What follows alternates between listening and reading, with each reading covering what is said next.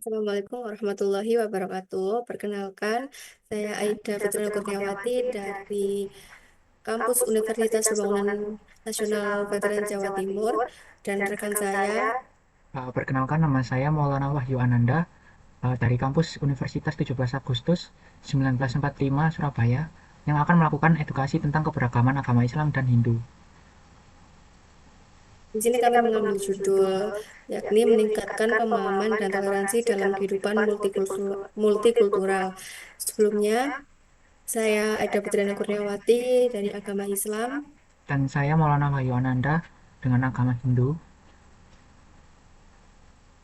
Selanjutnya, kami akan menjelaskan tentang kerjasama kami.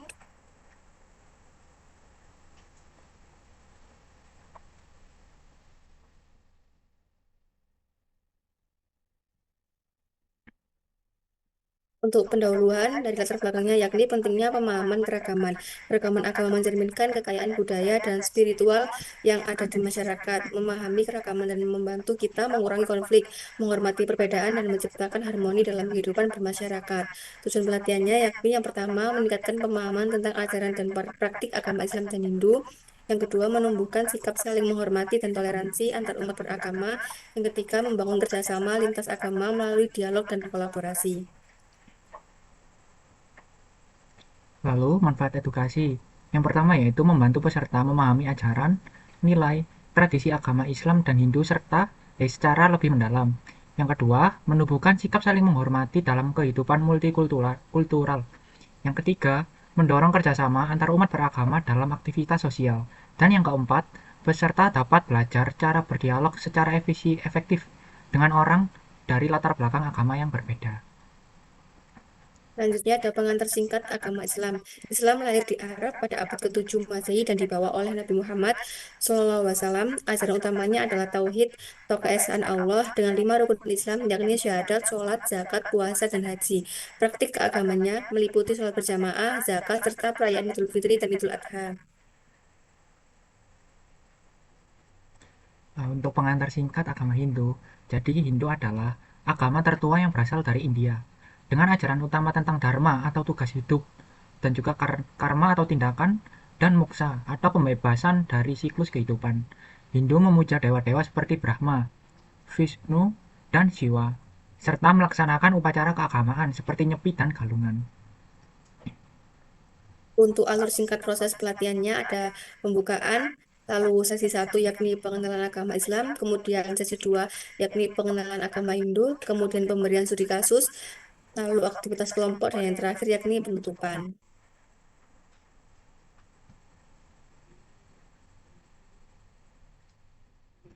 Studi kasus. Jadi di sebuah desa yang mayoritas penduduknya memeluk agama Hindu, terdapat sebuah komunitas muslim kecil yang baru saja menetap.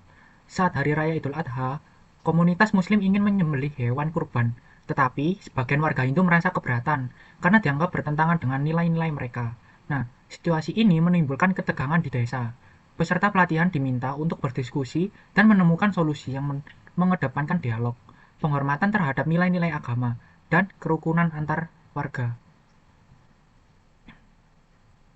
Kemudian peserta akan diberikan aktivitas pelatihan, yakni berupa peserta dibagi menjadi kelompok kecil dengan latar belakang yang beragam. Setiap kelompok diberikan studi kasus tentang permasalahan yang berkaitan dengan keragaman agama. Misalnya ketegangan antara dua komunitas agama dalam sebuah acara bersama. Kelompok diminta untuk berdiskusi dan mencari solusi untuk mengatasi masalah tersebut, serta memberikan saran praktis untuk memperkuat toleransi dan kerukunan. Setelah diskusi, masing-masing kelompok mempresentasikan solusi dan saran yang mereka hasilkan. Kemudian dilanjutkan dengan sesi tanya jawab antar kelompok. Fasilitator akan memberikan masukan dan merangkum solusi yang paling efektif dalam menciptakan keharmonisan antar agama. Penutup, pelatihan edukasi ini berhasil memberikan pemahaman yang lebih dalam tentang keberagaman agama, khususnya agama Islam dan agama Hindu, serta pentingnya toleransi dan saling menghormati. Melalui diskusi dan aktivitas kelompok, peserta dapat memahami bagaimana nilai-nilai agama yang berbeda dapat berkontribusi pada kerukunan sosial. Proses pelatihan ini juga menekankan pentingnya komunikasi yang terbuka dan solusi damai dalam menghadapi perbedaan. Sebagai kesimpulan, Keragaman agama adalah kekayaan yang perlu dihargai dan dijaga, serta menjadi dasar untuk membangun masyarakat yang harmonis dan inklusif.